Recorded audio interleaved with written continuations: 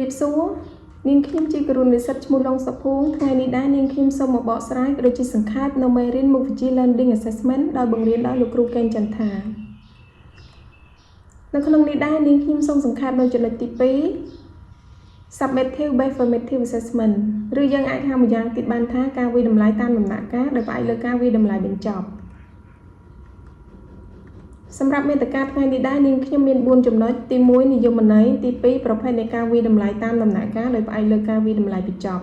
ទី3ការផ្ដល់មតិត្រឡប់ទី4ការកែលម្អការបង្រៀនចំណុចទី1និយមន័យការវិតម្លៃបញ្ចប់គឺជាពាក្យដែលប្រើសម្រាប់ពណ៌នាអំពីប្រភេទនៃការវិតម្លៃដែលកើតឡើងនៅចុងបញ្ចប់នៃមេរៀនដូចជាប្រចាំខែប្រឡងឆមេះឬវគ្គសិក្សាជាដើមគេបង្កើតវាឡើងដើម្បីវាស់ស្ទង់នៅអ្វីដែលសិស្សបានសិក្សានិងផ្ដល់មតិកែលម្អដល់គ្រូដើម្បីជួយពួកគេក្នុងការកំណត់ថាតើសិស្សរបស់ពួកគេកំពុងសម្រេចចិត្តបានលទ្ធផលសិក្សាដែលចង់បានឬអត់ចំណុចទី2ប្រភេទនៃការវិតម្លៃតាមដំណាក់កាលលើផ្អែកលើការវិតម្លៃបញ្ចប់នៅក្នុងនេះដែរចំណុចទី1មុនពេលវិតម្លៃមានន័យថាជាការដាក់លំហាត់សម្រាប់សិស្សទាំងឡាយណាដែលមិនធ្វើឲ្យសិស្សមានការធុញថប់អារម្មណ៍ទី2បរិតេស្តបរិតេស្តជាព័ត៌មានផ្ដល់អំពីអ្វីដែលសិស្សដឹងឬអ្វីដែលពួកគេធ្វើបានឬក៏ធ្វើមិនបានទី3កិច្ចការផ្ទះជាការផ្ដល់ឲ្យសិស្សនៅអនុវត្តបន្ថែមទៅលើចំណេះដឹងសិក្សារបស់ពួកគេសំណួរខ្លីៗនិងតេស្តសំដៅលើលទ្ធផលនៃសំណួរខ្លីៗនិងសំណួរតេស្តប្រើសម្រាប់ផ្ដល់ព័ត៌មានត្រឡប់ដល់សិស្សនឹងការកែលម្អការបង្រៀនកិច្ចការក្នុងថ្នាក់ជាការតាមដានការអនុវត្តរបស់សិស្សព្រមទាំងការផ្ដល់សំណួរខ្លីៗការតេស្តឬការប្រើសម្រាប់ផ្ដល់ព័ត៌មានត្រឡប់ភ្លាមៗមតិកែលម្អគំរូការប្រឡងចុងឆ្នាំឆមេះ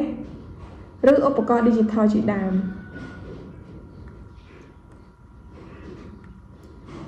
ចំណុចទី3ការផ្ដល់ព័ត៌មានត្រឡប់ក្នុងនេះដែរវាមានដូចជាបរិមាណនៃការផ្ដល់ព័ត៌មានត្រឡប់មធ្យោបាយនៃការផ្ដល់ព័ត៌មានត្រឡប់អ្នកទទួលមតិត្រឡប់តើភាពលំបាកនៃកិច្ចការជាអត្តពលលើការផ្ដល់ព័ត៌មានត្រឡប់ដូចម្ដេចការផ្ដល់មតិត្រឡប់ផ្សេងគ្នាដល់សិស្សផ្សេងគ្នាដោយគិតគូរពីសមត្ថភាពកម្រិតថ្នាក់នៅមុខវិជ្ជាឯកទេសរបស់ពួកគេ3ជំហានដែលជួយឲ្យគ្រូសន្មត់ទុកជាមុនពីធម្មជាតិនៃការផ្ដល់មតិត្រឡប់យល់ពីលទ្ធផលរំពឹងទុកនៃការសិក្សាដឹងពីកំហុសរបស់សិស្សដែលអាចកើតមានឡើងបង្កើតគំនិតក្នុងការផ្ដល់ព័ត៌មានត្រឡប់ចំណុចទី4ការកែលម្អការព័ត៌មានត្រឡប់នៅក្នុងនេះដែរការសិក្សាប្រកបដោយសមត្ថភាពជាការផ្លាស់ប្ដូរគំនិតនៃការអប់រំបច្ចុប្បន្នដោយជំនួសមកវិញជាមួយនឹងការបង្រៀនឆ្លើយតបជាមួយនឹងភាពចម្រុះរបស់សិស្សការឆ្លើយតបដោយមានការអន្តរាគមន៍មានន័យថាជាការពិនិត្យការតាមដានថាតើត្រូវមានការផ្លាស់ប្ដូរឬកែលម្អយ៉ាងដូចម្ដេចដើម្បីផ្ដល់ការអន្តរាគមន៍តាមបែបការបង្រៀននិងការរៀនជាប្រព័ន្ធដោយសមស្របការបង្រៀនដែលឆ្លើយតបភាពខុសគ្នារបស់សិស្សសំដៅទៅលើបរិស្ថានថ្នាក់កម្មវិធីសិក្សាការវិតម្លៃការសិក្សារៀននិងការគ្រប់គ្រងថ្នាក់រៀនវឌ្ឍនភាពសិក្សារបស់សិស្សជាផែនទីក្នុងអំឡុងពេលវេលាណាមួយដើម្បីផ្ដល់ព័ត៌មានយល់ដឹង